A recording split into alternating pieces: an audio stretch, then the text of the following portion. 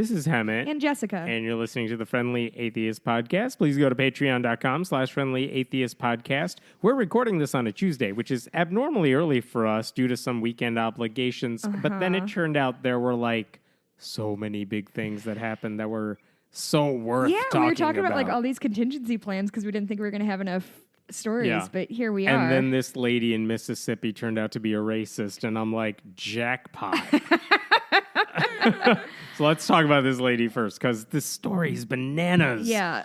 Here's the backdrop to this story. A woman named LaCambria Welch. She's cool. We like her. Yep. She found out... LaCambria. Her brother was going to get married. Her brother is black. His fiancée is white. And they were going to get married. They went to Boone's Camp Event Hall in Booneville, Mississippi. And that's the venue. I'm going to say, not to victim blame, that's our first problem. Like, you just got to get clear out of Mississippi. So they were going to get married there. And then after the venue said, yeah, cool, we'll host the wedding, and that's fine. Then LaCambria heard that they backed out of it. The venue said, yeah, we can't host your wedding. Yeah. And she heard, according to her brother, like, they said it's because we're like a black and white couple. Yeah. And LaCambria is like, no way. She's got to see this for herself. LaCambria is really the true hero of this story because she just fucking barnstorms in there and it's like, with the video bitch. camera on. Yeah. And the lady who she got on camera is not the owner. Right.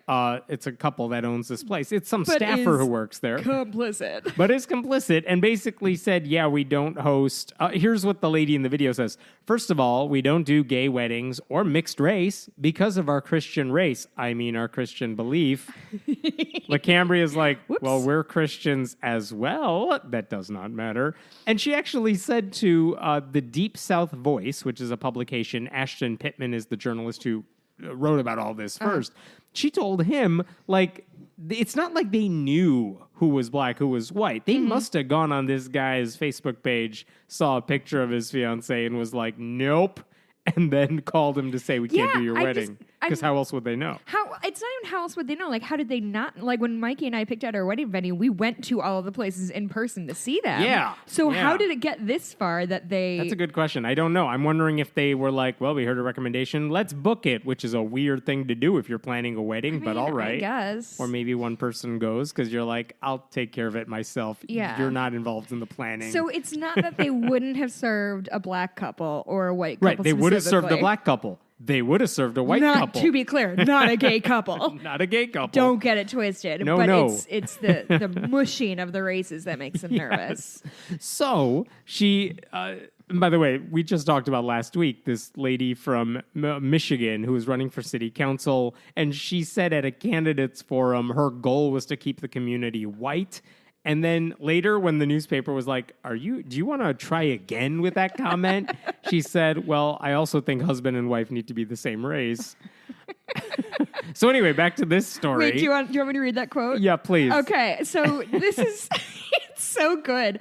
So somebody like gave her a second to be like, do you understand why people who are like your neighbors might be upset? And she said, and this is just her full quote, if there's the biracial marriage in the family, yes, because those people don't know the other side of it.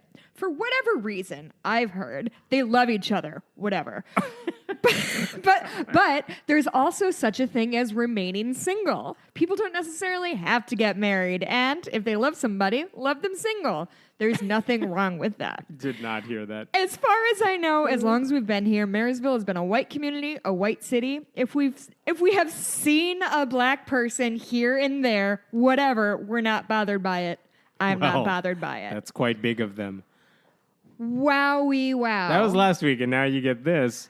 Like, I know Trump is like rooting up some old-fashioned racism, but this is like some 1940s to like 17th century racism bullshit. You gotta calm your people down. Yeah. Okay, so okay, all this happens. This story goes live. Everyone's like, "What the hell, Boone? Whatever their place was named."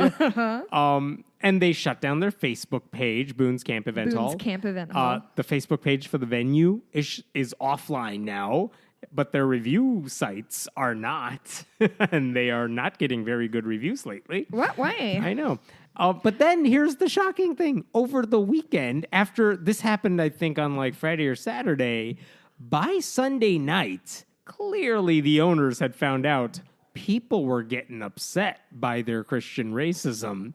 So they as far as I can tell, they reinstated the venue's Facebook page just so they could post an apology. And I say that in big quote letters. And then they deleted everything again. Did you get the apology? Oh, you know people got the apology. I did not get it personally, but we know what their quote-unquote apology was. So this, I believe, is from Donna Russell, who is the woman who runs this place. Her husband is David Russell. And people took screenshots of this pseudo-apology. And I say pseudo, we could debate this in a bit. But I'm going to read you some of what she said. I'll tell you what I'm quoting here. Here's a quote.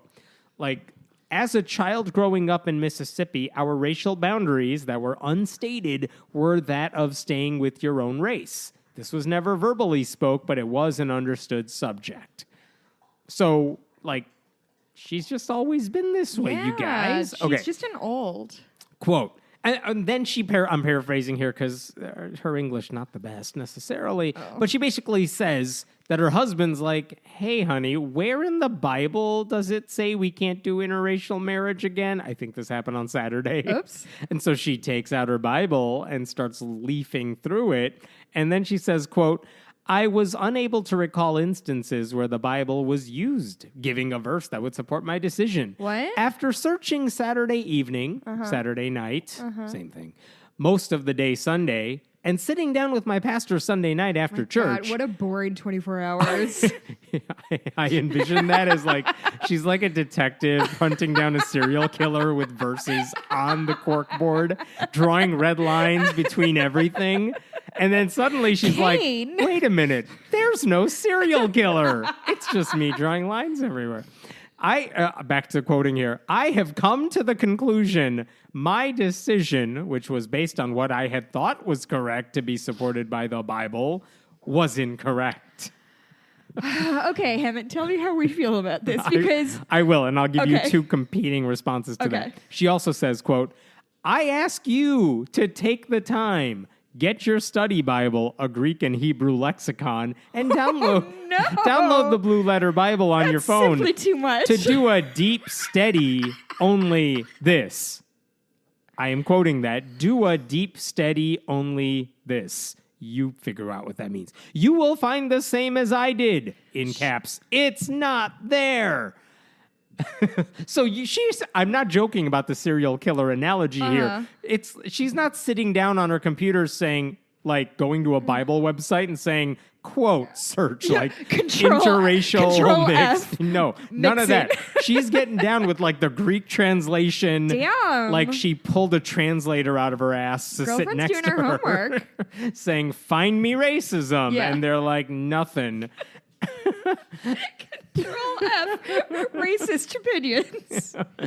And she also says, and I'm quoting, I truly apologize to you for my ignorance in not knowing the truth about this. My intent was never of racism, but to stand firm on what I, quote, assumed, unquote, was right concerning marriage. She quoted assumed. If I have learned anything from this, it would be... The Bible is pretty dumb and not that consistent, and people will tell me anything and I'll believe it. It would be to know what you're talking about before you open your mouth. Holy shit, that is some brutal honesty from girlfriend here. Not bad. Hoofa doofa. And so then she's done, and then she deleted that entire post. So she did not respond to a request from comment from the Washington Farm Post. Closing then? Are we getting no more wine coolers? Their Facebook is closed. The venue has not announced it's shutting down. I think they're trying to ride this thing out. But here's the thing, like... Oof. I'll give you both sides. Okay, so my gut reaction is like, if you need to take 2 days of serial killer Bible research, plus talking with your pastor to come to the conclusion, hey, racism is bad. You're probably part of the problem here. If you need that much help to come to the conclusion, maybe I shouldn't be an ass clown. I think you got some bigger problems here. Oh, Jesus. But also, like, there are plenty of progressive Christians who will tell you, hey, you guys know all the verses you cite, like Leviticus, man should not lie with a man as he does with the... That's not about marriage equality. That's not about homosexuality as we know it today. That's about a specific set of rules that apply to one circumstance in time. Yeah, that, like, and then there's like that the shellfish Jesus and the came and he cloven said, hooves. don't listen to that shit. Why would you listen to any of that? Yeah, I do think it's not great when Christians dip into the Old Testament to Right. get their rules, And because so- I'm pretty sure Jesus had some shit to say about the Old So Testament. all the stuff they say against marriage equality, like, it's the same thinking that this lady was using to justify the bigotry, the mixed race stuff. So it's like, we shouldn't be okay with her saying, listen, mixed race weddings, I am now okay with, but also if you're gay, screw you. Yeah, That's I mean, still the messed up, hypocritical position to take. I mean, I would argue that it is more that they think gay marriage is icky, and somebody at some time said, well, you know, the Bible says we shouldn't do the gay marriage, and so they're like, cool, that's all I need. Like, I just need something to justify my already like bigoted beliefs. Right. I would think argue you're most right. people would read through the Bible, even if they drew the same conclusion as her, still be like, well, it's still icky. Like, honestly, I Right. think it just comes from like fucking toxic masculinity and men being yucked out by other boys kissing. It's not like the Bible says, hey, abortion, make sure women don't have rights on that. No, it's something Christians want to believe, and they'll find a verse to justify it. And they'll twist whatever they need to twist. They're very good at the pretzel making, these Christians. If anybody has knows of a book of like the history of abortion in the U.S., I would really like to hear it, because I know like up until the like 20th century, abortion was like pretty fucking chill and regular. Oh, I'll do you one better there. You wrote the book. Years after Roe v. Wade, like the decision from the Supreme Court came down, for years after that, white evangelicals were still cool with abortion. It wasn't until the late 70s when the moral majority is like, we need a wedge issue. What can we use to I rally should read our a book people? about the moral majority. You I should feel like read it would make books. me really. That's what I learned from First Mississippi. of all, I'm reading a lot of books. You're reading a lot of books, I read yes. 3 romance novels about baseball. They were all trash, and I loved them very much. Thank you. But the religious right, white evangelicals, were fine with abortion until they suddenly decided about 3 decades ago, hey, 4 decades ago, let's not be okay with it. And by the way, I was looking before we started here, I was searching deeply, like this whole let's be against interracial marriage too. This is not confined to this lady. It's not confined to that Michigan City Council candidate. Bob Jones University, like a private Christian school, forever said, hey, if you go to our school, no interracial dating. Not here. When did they finally say we're going to get rid of this rule? 20 years from now.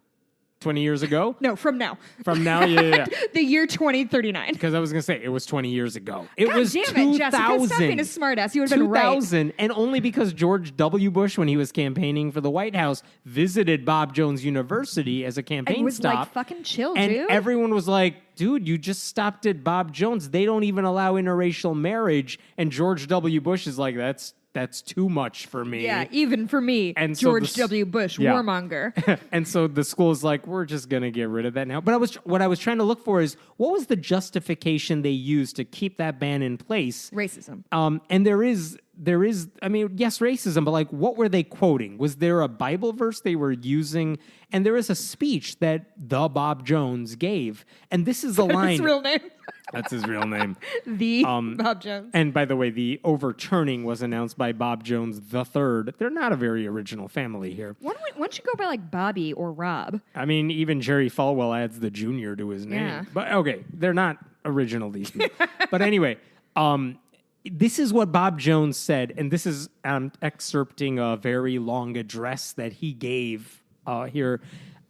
He said, if you're a Christian, you are not going to mistreat anybody. You will not mistreat a colored man or a white man or anybody else. Individually, we are one in Christ. See, he's not racist. Mm-hmm. But God has also fixed the boundaries of nations, which isn't how God works. God has fixed the boundary. And these lines cannot be rubbed out without having trouble. The darkest day the world has ever known will be when we have one world, like they are talking about now. The line will be rubbed out, and the Antichrist will take over. Wait.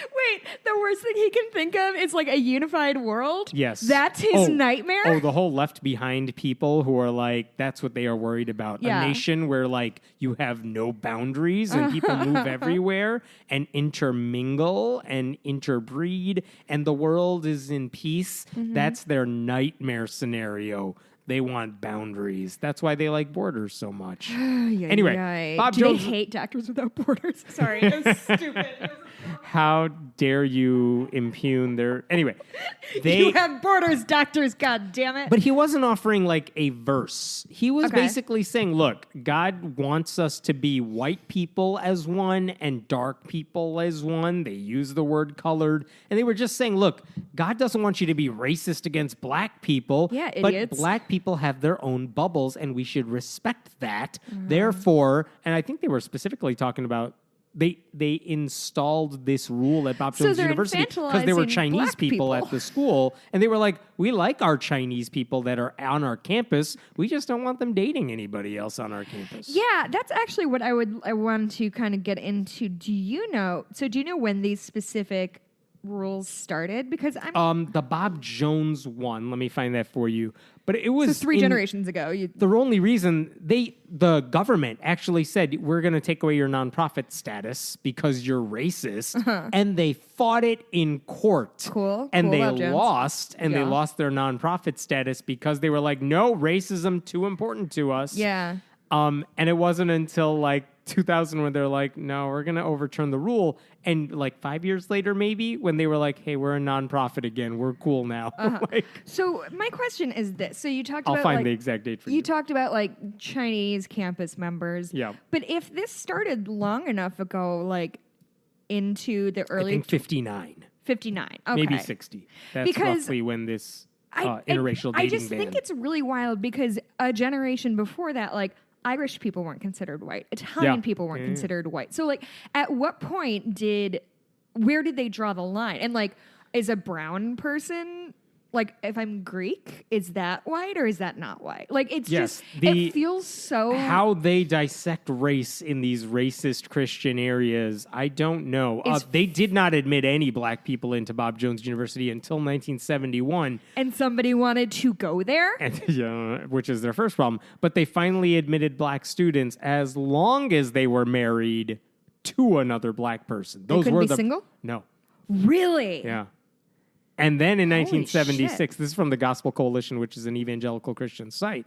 In 1976, they opened the doors to all Christian black students, but also you can't date non-black people. Oh, wow. So brave. And the reason, one of the most significant reasons for the segregation was that if blacks and whites swam together and ate together and went to school together, they were a little worried they would date and marry. Sure. Yes, you got to keep them separate. But in 1976, they said, fine, you can come to our school and maybe eat with us. Oh, my God. Which, by the way, Mike Pence this week... We are going to talk about that. We are going to talk about that so fucking literally hard. use that argument like, I'm not anti-gay. I'm eating next to gay people. What a cunt. Calm down. Anyway, I want to go back to this lady because you asked me, like, what's our take on this? And I'll tell you this, because I've heard this criticism, too, which is, okay, yeah, like, if you need to consult your pastor before saying, you guys, racism not okay, that's a problem. But also, she did kind of apologize and say I was wrong, and does she deserve any credit for saying, look, I did my serial killer corkboard, racism not okay? Does she deserve any credit for that? And I have another story I want to ask you, like, does this person deserve redemption? I am not quite there because I think the only reason she apologized, if you want to call it that, is because they realized, oh, shit, our business is in big trouble. And that's why I don't think, like, she rushed to the... I mean, this interracial dating ban at this venue has been around clearly since they've been around. I don't think she ever sat down to consult the Bible about that. She just was like, yeah, we're fine with it. Only now when everyone's like, yeah, you need to, let's run this business to the ground. She never felt the need to self-examine. Right.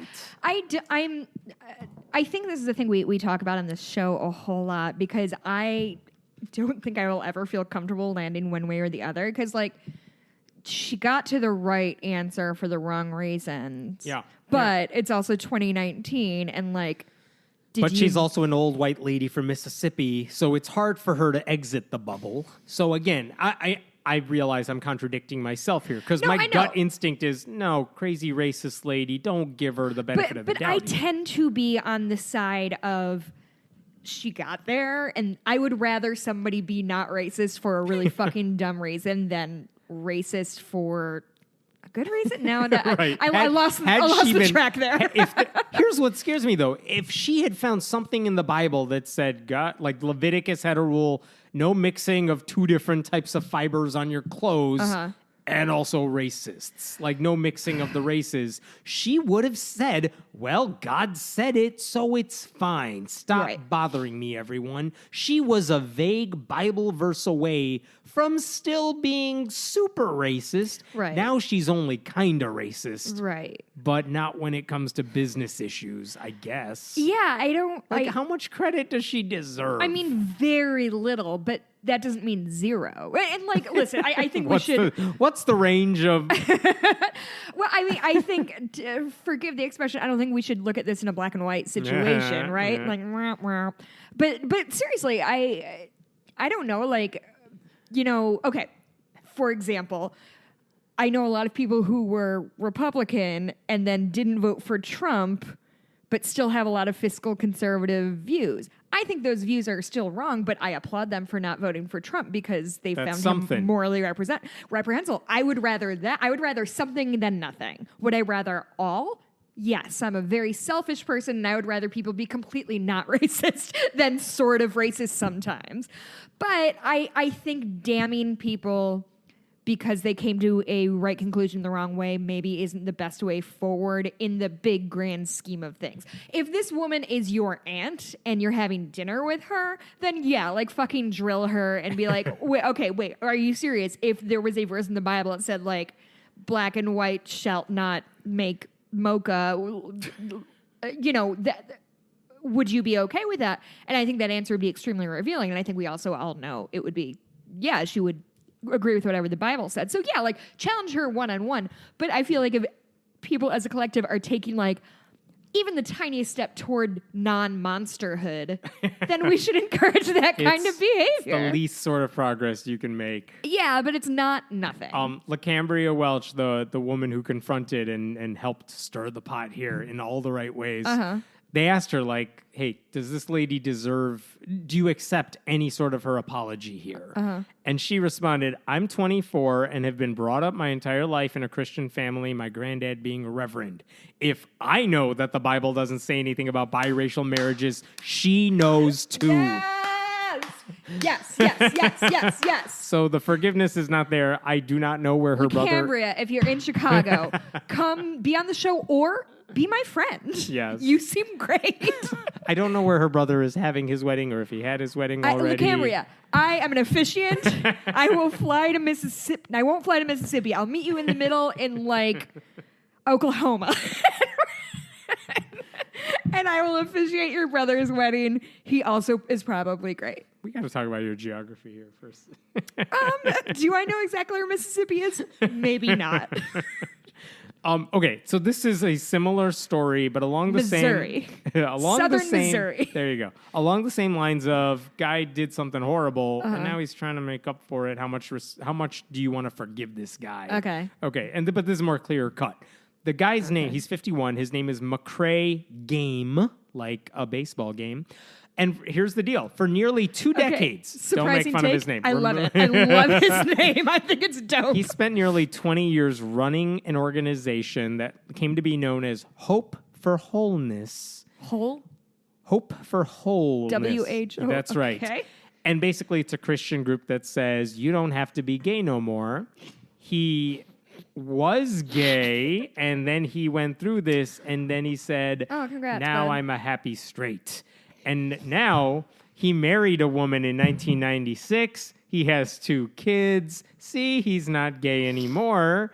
Yep. He became an ordained Southern Baptist minister. I'm glad I made you spit out whatever you're drinking. Almost did a water spit take, which is the Nice. least fun of all the spit takes. It has to be seltzer or booze. Those are funny.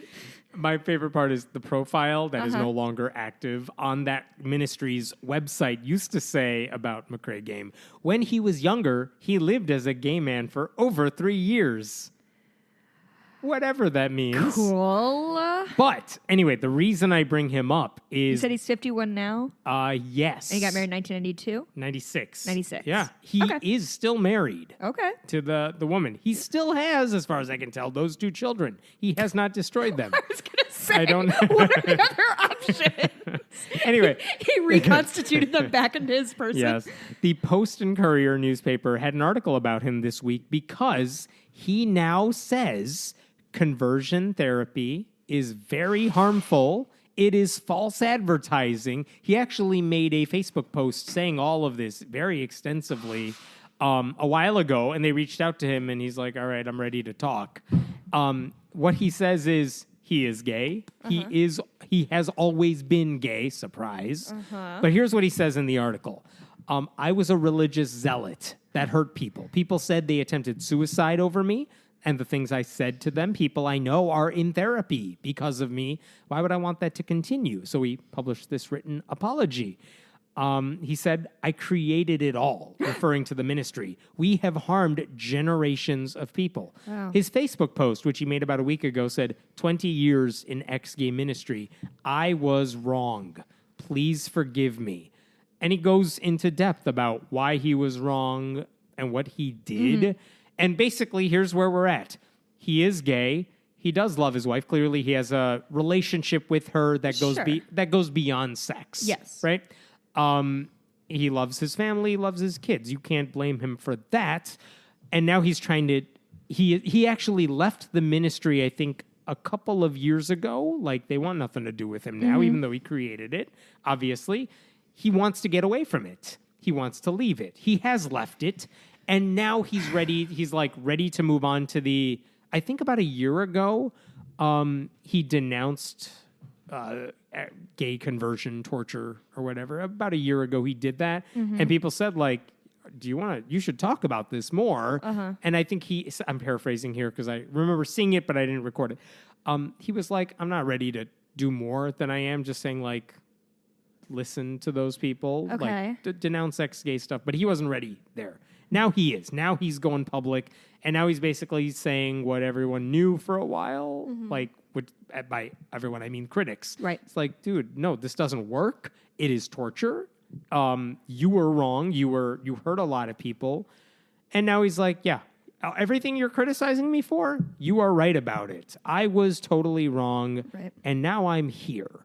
What do we do with this guy? I would also add, this is a guy who grew up in an evangelical Christian church in a bubble that basically taught him that being gay was wrong, that it's something you need. If you were gay, and maybe they came to the realization that, like, all right, people are gay, right? But then you got to repress it. Don't act on it. That's the way. That's the Catholic view. You got to not act on it, and then it's fine. God gave it to you, but also it was a punishment? Question mark. Right. He also believed that accepting Jesus would decrease his attraction to men. Sure. Which is not how Jesus works. Well, because he looks at Jesus on the cross, and he's like, that guy is cut. And then he sees men in real life, and he's like, I guess not as hot. Right. That wasn't my best joke. It was all right. So anyway, what do you do with him? This is the question. Does he deserve to be forgiven? Like, I mean, it's not, I would argue, not my place to make that decision as not a member of the queer community. Yeah. That said, to the extent that you can comment on it, same as me, like to the extent that we can say anything.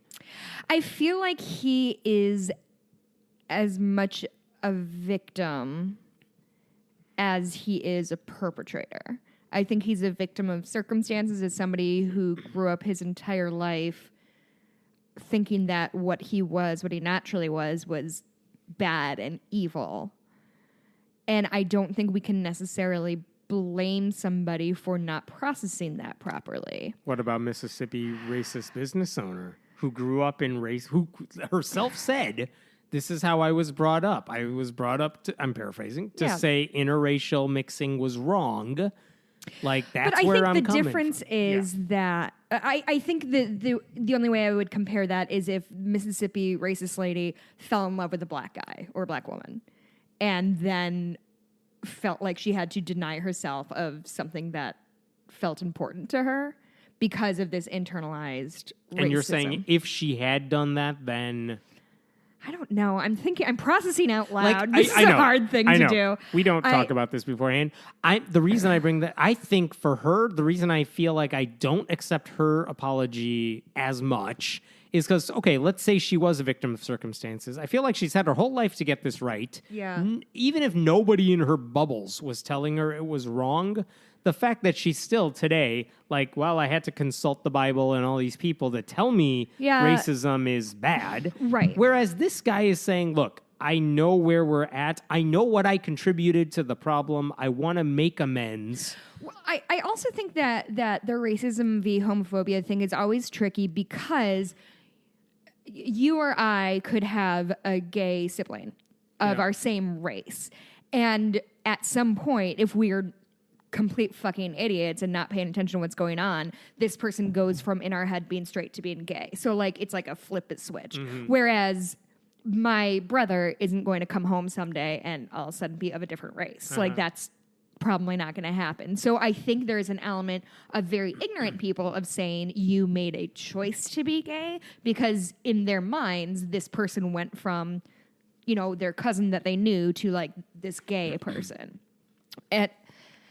But not to say that's good. Also, we have had decades and decades of people telling us, if not demonstrating to us, that racism is bad, right? Like we've seen marches. We have like the MLKs. Could you have missed you couldn't have missed that. The gay rights movement is relatively new. Not to say gay people are relatively new, to be clear. It is a relatively new thing for like within the last 10 years, it's really gone from like it's sort of an anomaly or it's a thing or like, oh, Will and Grace. At least they're for so younger campy, people, too, like they grow up and they're like, I know gay people. I'm fine with exactly. gay. I think there was a poll taken this week that said like 70 or 80% of young people, like high school, college age people, are fine with trans people using whatever bathroom.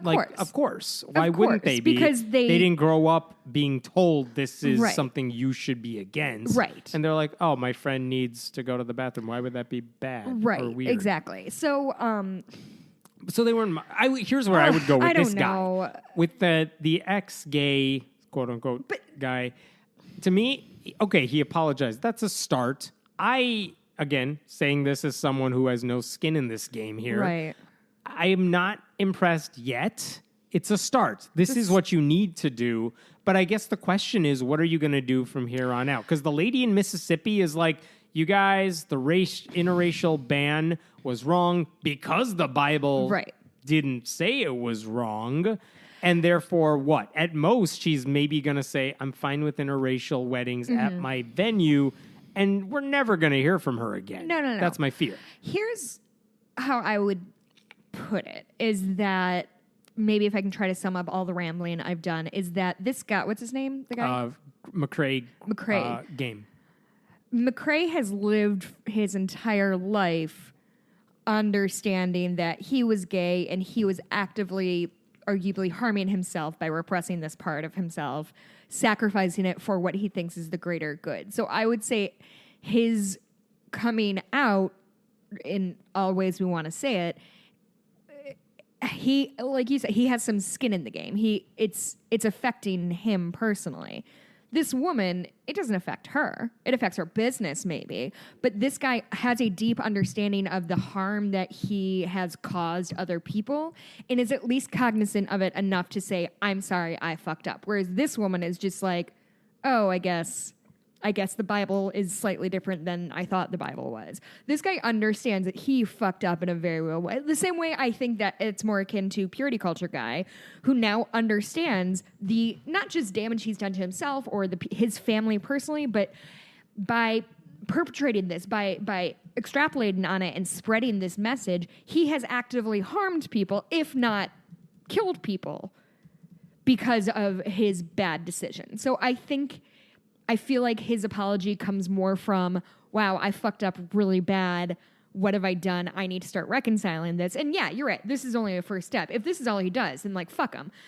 But if he takes another step to speak out against gay conversion therapy in a major way, then yes, he's understood what he did. This woman is trying to save her business and her ass. She doesn't actually care. She doesn't actually care about black people or interracial couples. What McCrae game is going to do. I mean, what's he going to do? Because here's where he's at now. This is the same thing we talked about with Joshua Harris, with the purity culture thing, who says, I'm no longer Christian. I denounce, or at least he said, I admit that my purity culture, pro-abstinence stuff was harmful. What are you going to do from here on out? Josh Harris posted some stuff on Instagram, and at least for the past few weeks, has more or less disappeared. Showed up at a gay pride parade, but mostly disappeared. Yeah. The question is, what are you going to do now? Right. This guy, McCrae, is in a position where he has like insider cred within the movement. He can speak to it in a way that none of the rest of us can, saying, look, here's why I believe this. Here's why it's wrong. Here's what I'm doing to try to convince other people who perpetuate this nonsense that they're wrong. I'm going to, whatever church will allow me to speak there, he's going to do it. Yeah. He's going to, if he gets a chance, write a book, whatever it is. I want to see what he's going to do to stop the Christians who promote this lie that you could change your sexual orientation. I want to know how he's going to advocate for LGBTQ people. How is he going to... I don't think you can make up for the harm you caused people who have found a way to deal with people like you. Right. So I don't know that you could do anything for them, but you could try to make sure fewer people in the future are harmed. You can mitigate damage moving forward. Like, that's what I want to see from him. And I say that again as someone with no skin in the game. Yeah, but like we both have, queer people in our lives that we love who we want to see released from these kinds of horrible stereotypes. Because again, like even if you're not personally like caught up in this little wheel that he's done of gay conversion torture, that still perpetuates this idea of like being gay is a choice and you're doing this because you want to, not because it's who you are in your heart. Use your platform to do something with it. And we'll talk about the forgiveness can be debated. I mean, we've seen like this has happened in the culture. There have been plenty of white supremacists, people who have now said, look, oh my goodness, I was totally wrong. There was a wonderful book that came out, I think last year, about a guy who was like, the son of a head KKK guy who grew up in that environment and was as racist as who you would imagine, who later, I think around college, realized, oh, shit, I am so off base with all of this. Yeah. And now he is telling his story. He is trying to make sure other people aren't falling for the same nonsense. There's dozens of examples. There are Westborough Baptist Church children. Yeah, there's Megan Phelps, who we've talked about. Yeah, there's Ron Reagan Jr. Yeah. Like there's a dozen, dozens of people we can point to. And all of them, the reason we talk about them, the reason we talk about them is because they have taken steps to atone for whatever they believe are their sins. Yeah, and it's not to say if you held racist beliefs and then you kind of come back from that, it's not to say you need to spend the rest of your life in penance. But if you're somebody who actively perpetrated harm to other people, then yeah, you should. Like, you should feel guilty about that. You did bad. Like, you did a bad thing. Do better. Yeah. We are all familiar with the dangers of religious extremism, but in the film Islam and the Future of Tolerance, two men approach the topic from very different perspectives. Sam Harris, as many listeners know, is an atheist who has said Islam is the, quote, motherlode of bad ideas. He says the radicals are the ones reading the Quran literally, while moderates are providing cover. Majid Nawaz is a former Islamic radical who is now a much more liberal Muslim. He believes even a literal reading of the Quran requires far more nuance. Their first conversations were predictably combative. This film is about how they went from butting heads to discussing a controversial topic with mutual respect. Doesn't say one view is correct, it's about the process. And at a time when polarization seems to surround us, this film offers hope of overcoming it. Islam and the Future of Tolerance can be rented or purchased on iTunes, Amazon, Google Play, and Vimeo. The film is also scheduled to go live on Amazon Prime September 3rd in the following places: the US, Canada, Australia, the UK, New Zealand, Ireland, the Nordic countries, and Latin America. And that Vimeo link is in the show notes. And if you use the code 10OFF on the HD version, you'll get 10% off the price. Wow. Let's talk about something a little lighter. I don't know. Can it get lighter than It can. gay conversion torture? It can, because a Catholic school in Tennessee banned all Harry Potter books for What is the it, dumbest 2002? reason. What are we doing? Yeah, 10 years plus after the last After book the last came out. book came out. They're still like, oh shit, this is controversial. Have you read the Harry Potter books? Yeah. Oh, have you? I have not seen the movies. I've read the books. Movies are okay. But the reason this That Reverend... felt like a big blind spot in your thing. Like, I had I'm in my head that you're a surprised, too, that I non-Harry have. Potter person. I Like an enjoyed aggressive it. non-Harry Potter person, the way you're an aggressive... No, Okay. no, I really enjoyed them. I like the books. Did not do any of the other fantasy type No, of so novel series. Here's what I just... Can But I that give one. people a piece of advice? Yeah. So you know how right now a lot of like sequels of things are coming out? People are like, oh, it ruined the original for me or whatever. Yeah. Like the I was going to say Space Busters. That's not what it is. That's The not a Ghostbusters thing. of Star Wars, Yes. etc. So when the Cursed Child book came out, I think that was the Mm-hmm. first one after, I thought, you know what? I really love the Harry Was that Potter. a book or was that just a play? I think it was a play, but it was published Okay. as a book. I thought, you know what? I really enjoy the series as it was wrapped up in those 7 books. This fanfic. But not even fanfic. Like, I feel like I'm not going to glean a lot from this new book, so I'm not going to read that. I didn't see the fantastic creatures and how to Yeah. chomp them. Like, those movies and books are not for me, and so I did not participate in them. And guess what? My little Harry Potter world is intact. Is J.K. Rowling transphobic? Probably, but like I need something from my childhood to make me happy, so can I have this one thing? Yeah. Yes. Is she transphobic or is she just like ignorant? I guess it's the same thing. I'm sure I shouldn't let her we off all the have hook. our blind spots. Yeah, anyway, sorry. So okay. Reverend Dan Rehill, Jesus Christ. Reverend Dan Rehill of the St. Edward Catholic School in Nashville, Uh-huh. he basically said, at our school library, we will not have the Harry Potter series. And you would think, oh, it's because he thinks they're witchcraft, or he thinks, I don't know why. Like, those are the typical reasons, right? I actually am super into his quote. I think it's very His funny. quote is bananas. These books present magic as both good and evil, which is not true, but in fact a clever deception. The curses and spells used in the books are actual curses and spells, which when read by a human being risk conjuring evil spirits into the presence of the person reading the text. Wow. He thinks the Harry Potter spells are real. I don't know what he thinks is going to happen if you say the... Also, arguably, they're the most widely read series of books in history. Like, if somebody was going to summon a Dementor, don't you think it would have happened by now? Trump is in office. Oh, God damn it, Heaven! No, he's the sucker of all joy! Catholic Church. No, you're right. The Catholic Church does not have a position on the series. Right. So every school's leader gets to decide what they do. But to say that, like, this guy thinks the Harry Potter spells carry the same weight. I mean, there are actual evils in this country. Sure. You don't got to make up your own. Well, What here's are my you doing? favorite thing. If you are a fan of, like, YA lit, Yeah.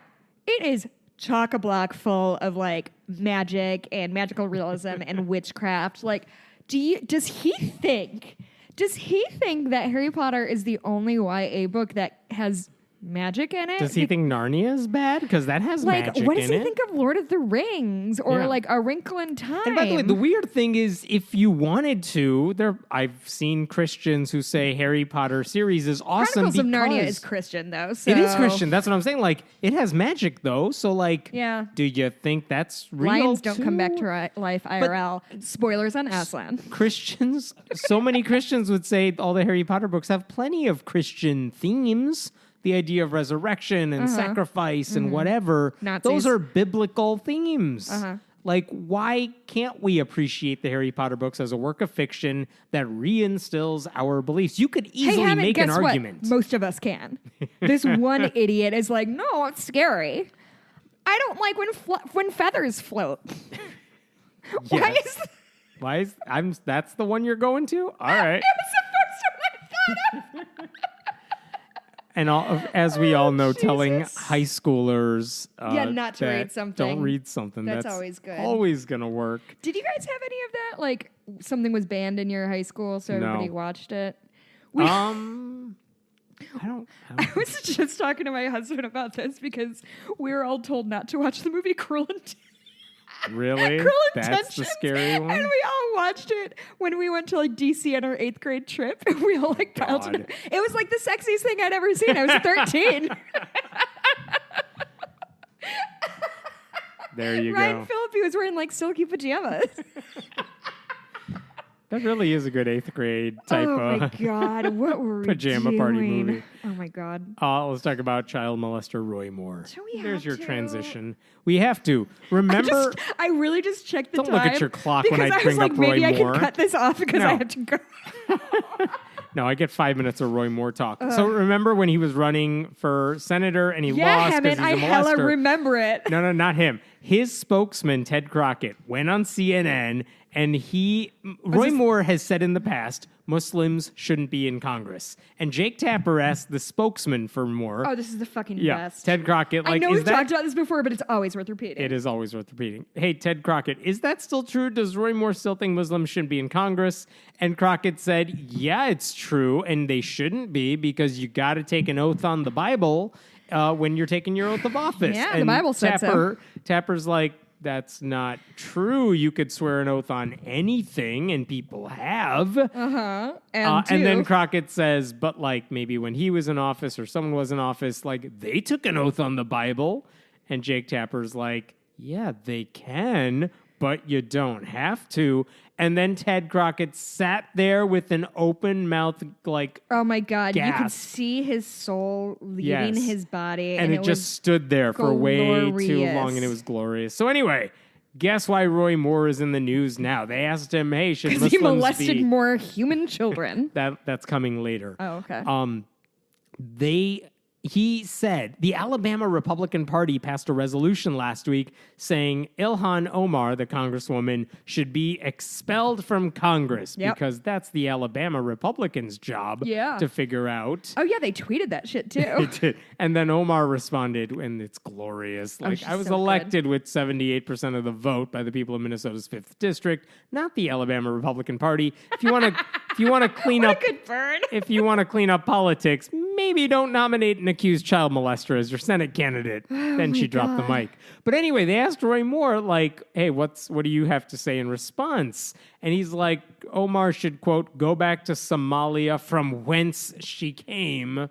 God damn And it. also, he went on the radio and talked about this. And I'm quoting him.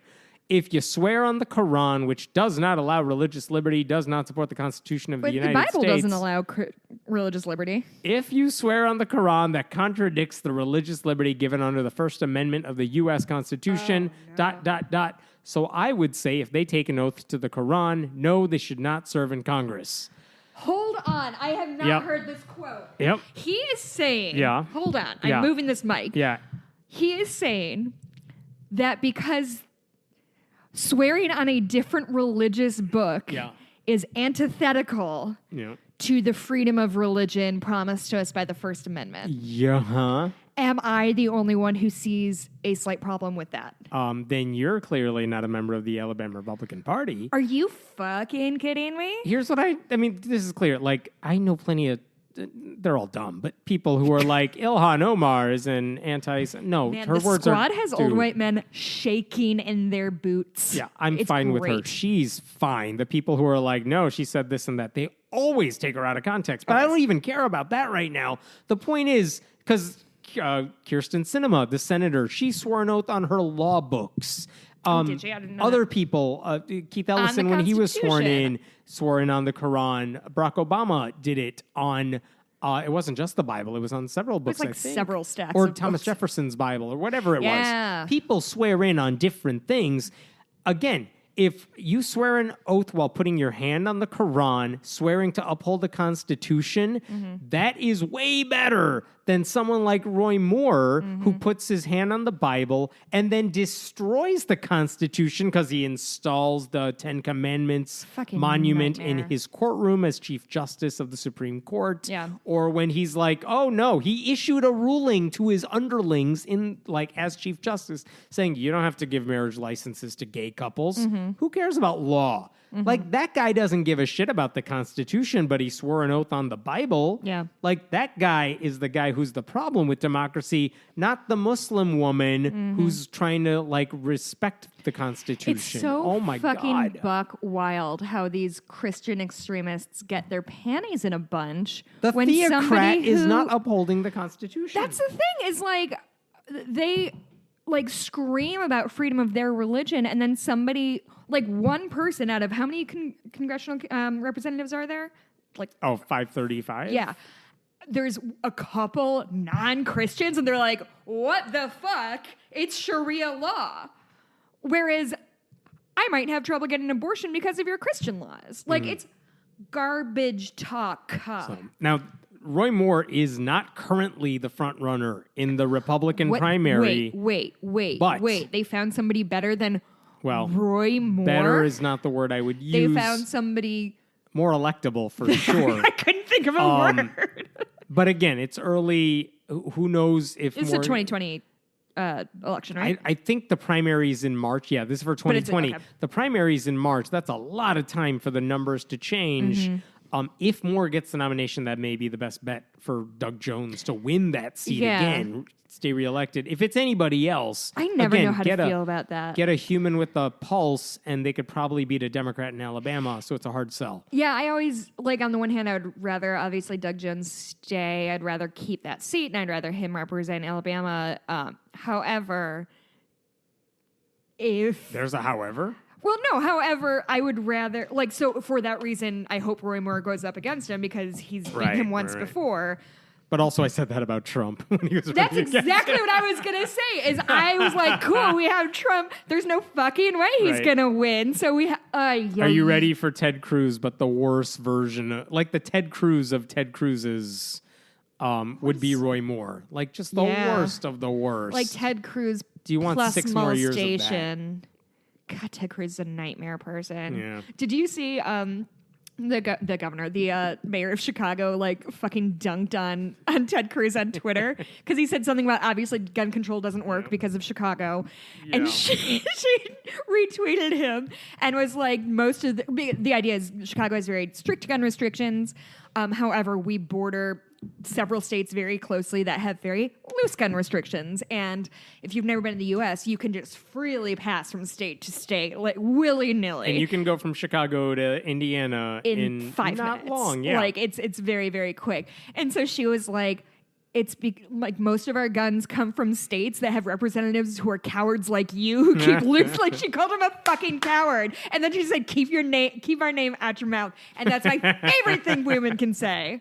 Anyway, Let's talk about the Texas craziness. what Texas craziness? Mass shooting last God week. Damn it. And of course, the And natural... they loosened gun laws immediately. Yeah, they did. All the laws they'd already signed went into effect literally like the day after the shooting, which is like, hey, more guns in schools. Let's have more. How you come can carry the them everywhere. cars didn't have But AR-15s? The two worst, I mean, we expect the thoughts and prayers from all the Republicans because they're not going to do anything.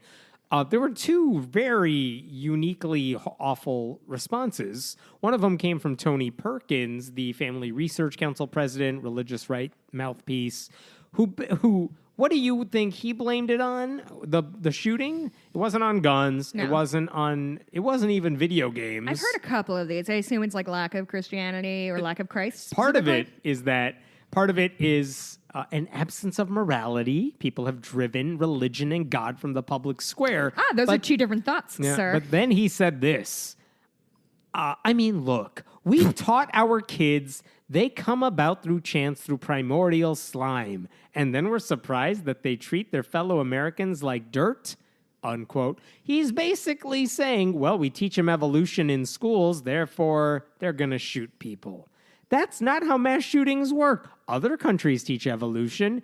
Those kids don't grow up to be mass killers. It's almost like we're doing something wrong in this country. I just don't. But no one shouts Charles Darwin on their murderous rampages. What the hell?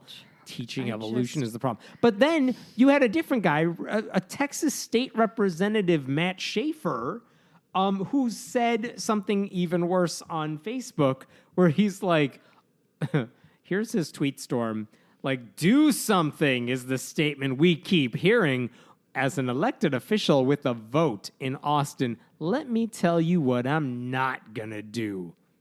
Oh, yeah, I've seen this. Oh, yeah. I am not going to use, I'm going to paraphrase because he's not long worth and quoting. stupid. I'm not going to use the violent massacre to do anything about gun control. I say no to red flag laws, no to universal background checks, no to banning assault rifles or high-capacity magazines, no to gun buybacks. What can we do? Like he's saying this with a smile on his face on Twitter. What can we do? Pray for victims. Yep. Pray for protection. Yep. Pray to God to transform the hearts of the killers. Yes to fathers not leaving their wives and children, which is not the question anyone was asking. Yes to discipline in the home, so let's hit our kids. Sure. Yes to public schools. I don't know what that means. Yes to giving To public schools? Yes to supporting our public schools. I don't know what that means. I guess. Yes to giving law-abiding single mom the right to carry a handgun. Anyway, that's his tweet storm. So like, haha, these people want me to take action? Never. I will pray and tell daddies to spank their kids. I know what I'm doing. I have a vote. This guy has always won his races easily. I don't think he has had a Democratic challenger. And I think part of that is because, this is not a race Democrats are going to win. It's a pretty red district. But also, no one has any alternative for who to vote for. So, you could see, his election results. It's always him versus some third-party loser who doesn't even generate much attention. And so, again, here's what I would argue. Against a guy like this, you want a Democrat in the race, not because they're going to win. They probably won't. But because having a Democrat gives a whole bunch of people someone to vote for, as they are also voting for a senator who could beat John Cornyn, for a president who could help maybe swing Texas blue, maybe, long shots. But again, if you put someone on the ballot, you are drawing people out strategically. You want someone on the ballot, not even so they could win here. And by the way, I had to look this up too. This guy, if you look at his website, it's not surprising that he boasts about how pro-life he is. He has a 112% rating from Texas Right to Life. 112. He knows math as much as he knows everything else. Oh, God. Wow. I got one last one for you whenever you want it. Go ahead. Okay. Remember the Pennsylvania grand jury released that horrible report last year all about all the crazy stuff priests had done in their diocese? Yep. So a lot of other states have followed suit, like attorneys general from across the country, several of them, mostly Democratic ones, but not all. They're like, all right, we're investigating the Catholic Church too to see if they're covering up child sex abuse. In Illinois, for example, our former attorney general, who handed it off to another Democrat who won the election, Lisa Madigan, said in December that they have done starting investigations. They opened up a hotline so people could send in their tips of what to investigate. And the allegations led to 500 more priests on the list of who they say have been accused of sex abuse. Then the Catholic Church said, look, here's our list of Catholic priests who have been accused. Look, we're being transparent. Here's everybody. What? That wasn't. And the state said, no, our list has 500 more names on our list. Doesn't mean they're all guilty. They got to do the investigation. Yeah, but that's the point. When the government does the investigations, and if they're done right, you get a more hopefully accurate result than if you let the Catholic Church investigate itself. In Oklahoma, where it's Republicans running everything, the government has not investigated the church. They're like, we're going to let the church investigate itself, and then we may jump in. They have a long history of self-policing, so I'm not sure why we have to step in now. Yeah, so the Catholic Church there, the Archdiocese of Oklahoma City, the biggest one in the state, they said, we're going to conduct our own investigation. They said this last year. They said they would do it with transparency and accountability. It's been more than a year. There is no report. There's certainly not a public report. And they now say there's no deadline. There's no date on when the report will come. And here's the bigger issue, and this is from the Oklahoman.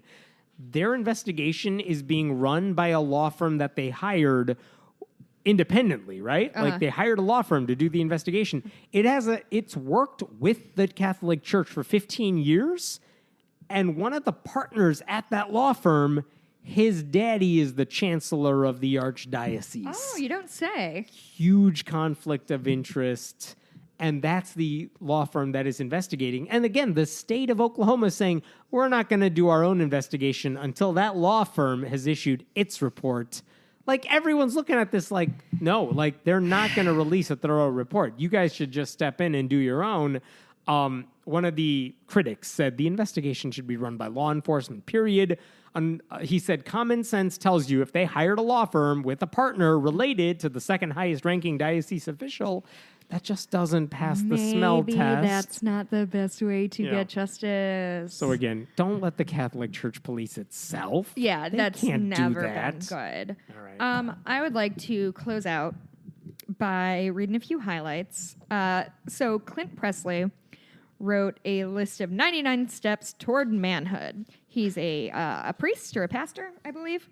And I don't think this is new, but it's been recirculated, and it makes me laugh a whole fucking lot. Okay. So we're just gonna blaze through. So I guess Hemet, it steps towards manhood, and I, while arguably more masculine than you, will never be a man. No. What makes you a man? Because on I this self-identify as a woman. Uh-huh. So it's broken into 1, 2, 3, 4, 5, 6 categories: Christian life, personal habits, attitudinal, relational qualities, relationship with opposite sex, and miscellaneous. Oh God, just give me a couple of these. Okay, I just want to go through the ones that I don't think Hemet would... Tell me why I'm not a man. Trust Christ as Lord, read the Bible through once a year, memorize large passages. That's from Christian life. Okay. Take notes in church. I do not. Read 4 biographies a year. Don't know why that's under Christianity. Don't watch pornography. Don't have sex before marriage. Take your Bible to church. Okay, personal habits. Don't cuss. Don't complain. Don't cry much. That's what we call toxic masculinity. Okay. Work harder. Harder than what? Hard to say. Sleep less. Cool. Who cares about sleeping? It's only a thing that is necessary for our cognitive and physical function. Not if you're Christian. Hey, Hemet, can you do 25 push-ups in a row? Damn right I will pretend I can. On your knees? Yeah. Don't be crude. Don't wear a hat inside. Attitudinal. Learn to take a joke. Oh my God. That guy is saying that? I'm guessing he Get a doesn't. mentor. Relational qualities. Be nice to your mother. I've seen you hang up on your mother a lot on this podcast. Calls a lot. She does call a lot during recording. Look people in the face. Stand in the presence of a lady. So get the fuck up, Hemet. Walk toward people? What does that mean? That makes me more of a man if I That walk feels aggressive. That's what Yeah. a serial killer would do. Relationship with opposite sex. Okay, here's a questionable first choice on that. Hang out with guys. That makes me more of a man. Do you have any guy friends? Do I have friends? No. Go out with girls. Be straight. Yeah. Uh-huh. Always walk her to the door. Pay on a date. Always drive on a date. Always ask her good questions. Okay. Actually, in all of these, ask her good questions. Yeah. My friend Anne, when she's on, what's the thing? Tinder? Or whatever she's on OkCupid. If she's like chatting with a guy and he doesn't ask her a question within like 3 exchanges, she's like, fucking see you never, douche. Which is just a quality that I really respect in her. Never raise your voice at a woman. Whoops. Be attentive without being a stalker. Hey, guys. Have a short engagement. That feels really judgy. And don't look at your phone. Ever. It does not give me specifications. Just straight up and down. Don't look at your phone. Get a driver's license, ableist. Get a job, ableist. Don't wear thongs, underwear, or footwear. Wait, so that makes me... Are there commas between those?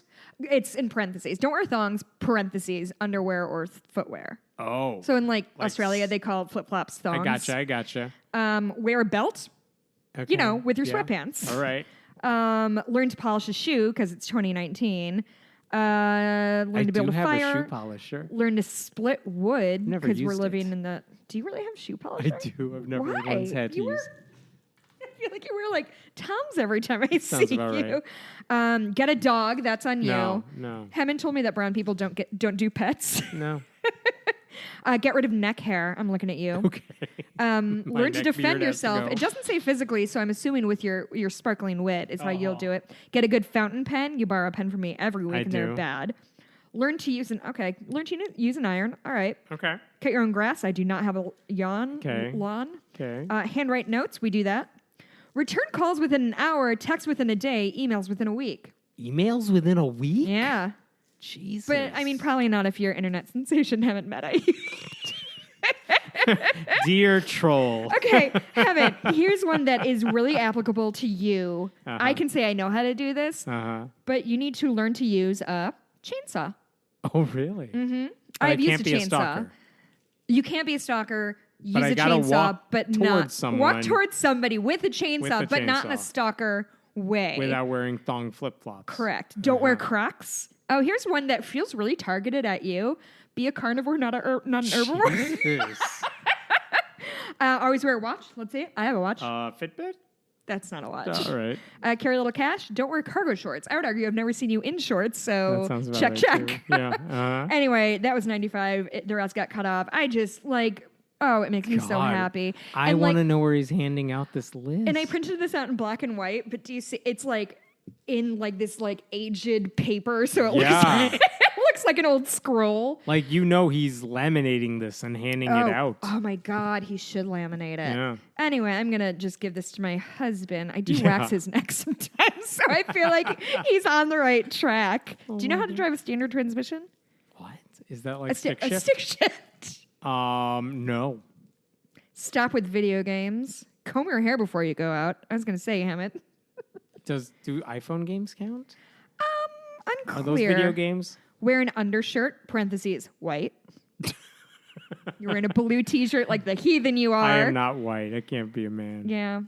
Anyway. I love it. I just really enjoyed it. So read 4 biographies a year. Here's the thing. Okay, whoever this dude is, I've seen a lot of church advertisements that are, come here, we will help you become secure in your manhood. Yeah. This is a boys' Bible club or whatever.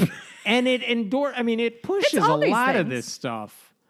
What are you ring? Are you trying to eat candy while we're recording? Maybe. Oh my God, I thought Dottie was getting into something.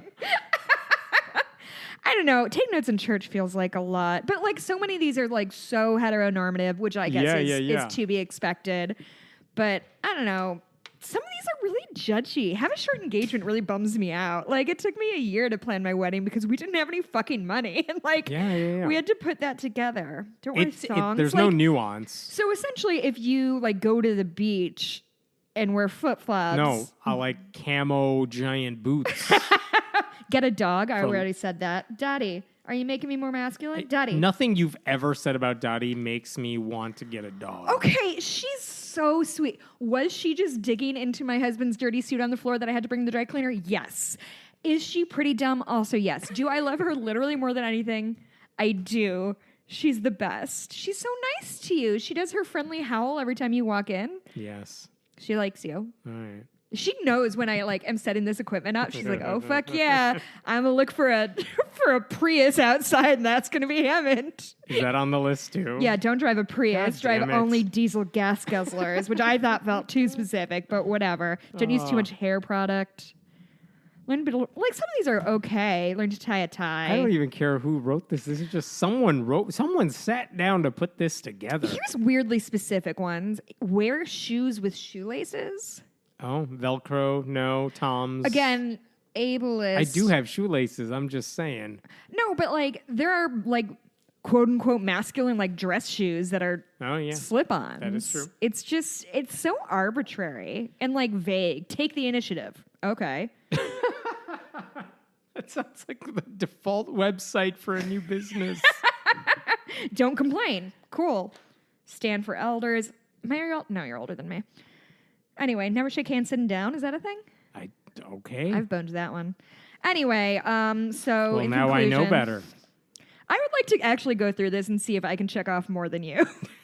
Because I know for a fucking fact I can build a fire, use a chainsaw, and split wood, and I bet you can do none of those things. I have never tried to do any of these things. Have you ever been camping? I mean, I'm not a camper. This is not a judgment question. Brown. What are you talking about? Anyway, I literally texted. I'm spending the next 3. The reason we're recording this on Tuesday is because I'm spending the next 3 days out of state hiking, and no part of me should be doing any of this. Are you really? I will not return, is my point. I'm just unrelated to that. I'm going to be looking for new co-hosts for this. Yeah, Must be with driving distance of Aurora. I will not make it back. No, it's fine. Yeah. Does your wife want to? No, she's less interested in this podcast than Mikey is, which is astounding. His lack of interest is breathtaking. I don't know that she knows that I do a podcast. I don't tell my family the things I do. Well, she knows who I am. One time she gave me eggplant parmesan, and it was pretty good. That is true. So actually this weekend, so we're recording today because Hammond is apparently going to he's going to like go all on Walden Pond with us and never come back, I guess. Put that on your manhood list. Yeah. Are you going to cut grass while you're there? God, I'm barely going to. We found this least strenuous hiking paths and then said, check. Is it just you and your family? It's just me and the wife. Really? Who's watching the kiddos? I don't know. That's fine. Figure that out too. I am going to wait, I cannot believe. I assumed when you said you were going to hiking, it was like one of your friends was like, we're going to do this fun thing. And then you realize I don't have a friend. And then you're like, wait a minute. Twist. All right. I am going to be at a friend's wedding in Salem, Massachusetts. Fun. I am extremely excited to go there. I've never been to Salem, been to Boston a few times, but I am going to like drown in all the witchy shit. I'm going to come back and wear like only black. Satanic Temple headquarters, I believe, are there. What? Go. I'm going. Make it happen. Okay, I'm going to write it down. Yep. Hey guys, if you would like to check it out, hopefully by the time this goes up, I have a bunch of new cross stitches I'm putting up. I've got a set of 3 that are like she, her, he, his, they, their, they, them, rather. They're like little cute, like gender identifying things, which I'm proud of. I've got a quote from Stephen Fry that says it's better sexy and racy than sexist and racist, which I'm into. I have a pro-choice one that's like, it just says pro-choice and has like a vintagey kind of pattern on it. So I'm putting a bunch of those up if anybody is interested in them. Or if you want something custom, it's Bitches Get Stitched Done on Etsy. And you can follow me on Twitter at Blueberry, BLUEBURIE. Hammond? I'm at Hammond Meta. You can email us at friendlyatheistpodcast@gmail.com. But in a week, it won't even matter because I won't be around. Oh, he will be dead. You need to make sure I have all of the passwords for that because I have them all auto-logged in. So bye for good. Yeah, no kidding. I'm about to get my hair cut, and I sent a picture to my hairdresser, and I said, can I pull this off? And she's like, we need to make sure you like the haircut, and you just don't want your face to look like that. So, like, that's sort of what I'm going to be doing for the rest of my day. It's doing some inward soul searching. Nice. Hey, I saw Ready or Not yesterday. It's a, like, comedy horror movie about a woman who gets hunted by her new in-laws family. Nice. It's like if Clue were fucking gory as hell. It is really funny and really scary and really weird, and I would recommend it a whole lot. Anyway, have a good week. We'll be back. Jessica, we'll see you next week. I will be here next week. Dottie will be my co-host. She has lots of interesting insights. All right, bye. We are all familiar with the dangers of religious extremism, but in the film Islam and the Future of Tolerance, 2 men approach the topic from very different perspectives. Sam Harris, as many listeners know, is an atheist who has said Islam is the, quote, motherlode of bad ideas. He says the radicals are the ones reading the Quran literally, while moderates are providing cover. Majid Nawaz is a former Islamic radical who is now a much more liberal Muslim. He believes even a literal reading of the Quran requires far more nuance. Their first conversations were predictably combative. This film is about how they went from butting heads to discussing a controversial topic with mutual respect. Doesn't say one view is correct, it's about the process. And at a time when polarization seems to surround us, this film offers hope of overcoming it. Islam and the Future of Tolerance can be rented or purchased on iTunes, Amazon, Google Play, and Vimeo. The film is also scheduled to go live on Amazon Prime September 3rd in the following places: the US, Canada, Australia, the UK, New Zealand, Ireland, the Nordic countries, and Latin America. And that Vimeo link is in the show notes. And if you use the code 10OFF on the HD version, you'll get 10% off the price. So check it out. We'll see you next week. Thanks.